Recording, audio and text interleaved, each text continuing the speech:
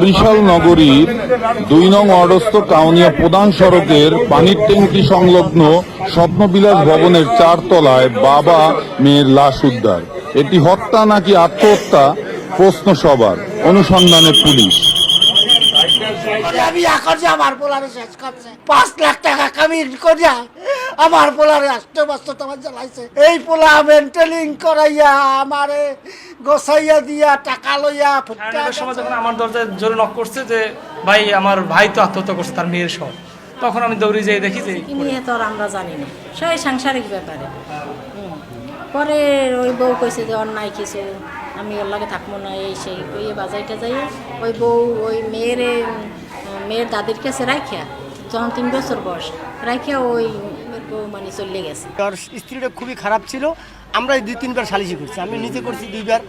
একবার ও যে মামলা করছে, ও প্রথম মামলা করছে, যে দারোগা, সে দারোগার তার মেয়ের কয়েকবার বোঝানো হয়েছে, আমরা নিজেরা বুঝাইতে চাইছি, সে মানবে না। মানসিক প্রেশার ছিল, টেনশন ছিল।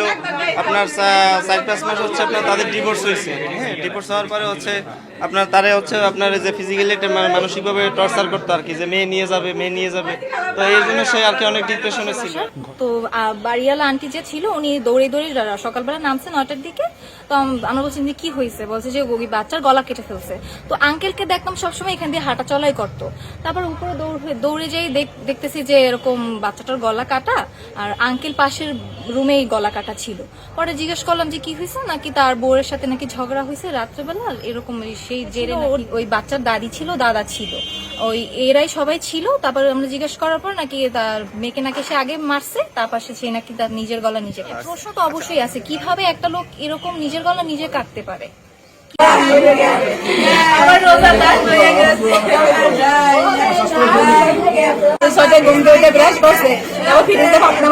আমি তরকারি গরম করে দিয়ে তারপরে কইছি আমি আবার এখানে শুয়েছি গরম, তো আমি ঘুম পড়ে গেছি।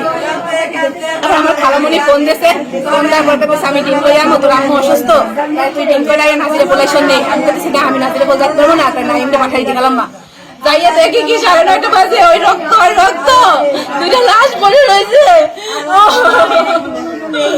দেখে আমার আম্মুরে ডাক দিছে, আম্মু মশাই লইয়া যাইয়া নাতিরে টাইম দিয়ে কোলে উঠাইছে। ভাইয়াকে ডাক দিছে, 999 ফোন দেওয়ার চেষ্টা করছি, কি করবো দিশা পাইতেছি না। পরিচিত যারা আছে তাকে সবাই ফোন দিয়ে জানাইছি এই অবস্থা। ভাই ভাত খাইয়া ওর আপু যাওয়ার পরে 8টার পরে হয়তো কাহিনী করছে। আপু 8:15 দিকে দরজাও লক করিয়া ওইখানে বসে কেমনি ঘুমাই এনারে মারলো, কেমনি ঘুমাই এনারে মারলো, নিজে এরকম করলো। ভাই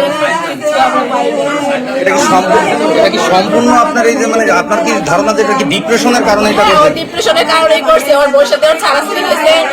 এই বিচ্ছেদটা কতদিন আগে হয়েছে? 3 মাস আগে হয়েছে। এই বিচ্ছেদটা মানে আপনার স্থানীয় যে কিসের হিসেবে কোনো অশান্তির কারণে এটা হয়তো তার মেয়েকে প্রথমে হত্যা করে পরে নিজেও আত্মহত্যা করেছে।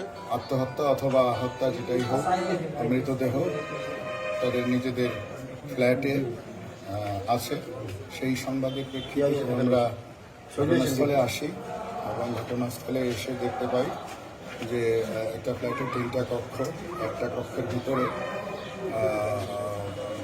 ঘটনায় যে মৃত নাইম, সে গলা কাটা অবস্থায়, এবং তার মেয়ে, একমাত্র মেয়ে 6 বছর বয়স অনুমান, রোজা নাম, তারও গলা কাটা অবস্থায় এখানে দেখতে পাই। তো সেই ফ্ল্যাটে সেই ভিকটিমের মা, বাবা এবং এক বোনের একটা মেয়ে, এই 4 জন সদস্য থাকত।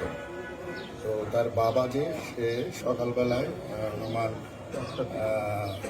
7টার সময় সে তার কর্মস্থলে চলে যায়। চলে যাওয়ার পরে তার ছেলে যে ভিকটিম, সে বাসায় অবস্থান করে। তো অবস্থান করার পরে তার অন্য কক্ষে যে বোন এবং মা, তারা ঘুমন্ত অবস্থায় ছিল। অনুমান 9:30টার দিকে তার বোন তার ভাইকে ডাকার জন্য তার কক্ষে যায়। গিয়ে দেখে যে তার ভাই এবং ভাইয়ের যে মেয়ে, দুজনে গলা কাটা অবস্থায় মেঝেতে পড়ে আছে রক্তাক্ত অবস্থায়। সেই সংবাদটাই তো যে ফ্ল্যাটের যে মালিকের ছেলে পলাশ, সে থানায় সংবাদ দিয়েছিল। তো আমরা পরবর্তীতে ঘটনা কিভাবে ঘটলো, সে কি নিজে আত্মহত্যা করলো কিনা বা কেউ বা কাহারা হত্যা করলো কিনা এটা জানার চেষ্টা করি।